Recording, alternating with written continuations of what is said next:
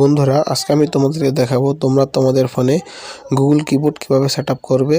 তো সেজন্য তোমাদেরকে প্রথমে যেতে হবে গুগল কিবোর্ড অ্যাপটিতে। তোমাদের যাদের কাছে গুগল কিবোর্ড অ্যাপটি নেই তোমরা প্লে স্টোর থেকে সেটিকে ইনস্টল করে নিও। তো আমি চলে যাচ্ছি আমার ফোনে গুগল কিবোর্ড অ্যাপটিতে। এখানে আসার পরে বন্ধুরা উপরে দেখতে পাচ্ছ ল্যাঙ্গুয়েজ, নিচে প্রিফারমেন্স, থিম। তো আমরা প্রথমে উপরে ল্যাঙ্গুয়েজে ক্লিক করব। ল্যাঙ্গুয়েজে ক্লিক করে বন্ধুরা তোমরা এখানে সিলেক্ট করা আছে ইংলিশ ইউকে আর নিচে দেওয়া আছে কোয়ার্টি।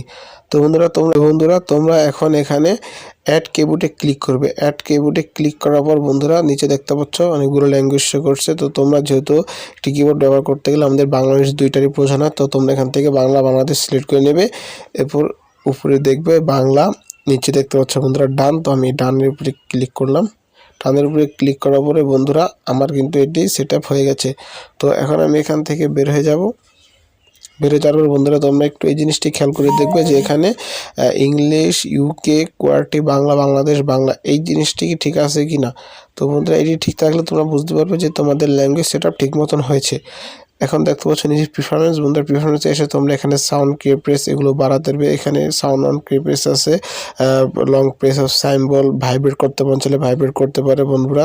তারপরে এখান থেকে তোমরা কিবোর্ডের থিম ব্যবহার করতে চাইলে এখানে থিমের উপরে ক্লিক করবে। থিমে এখানে অসংখ্য থিম আছে, তোমরা যেটা পছন্দ তোমরা সেটাকে ইনস্টল করে নেবে। তো বন্ধুরা তোমরা এইভাবেই গুগল কিবোর্ডটিকে তোমাদের ফোনে সেট আপ করে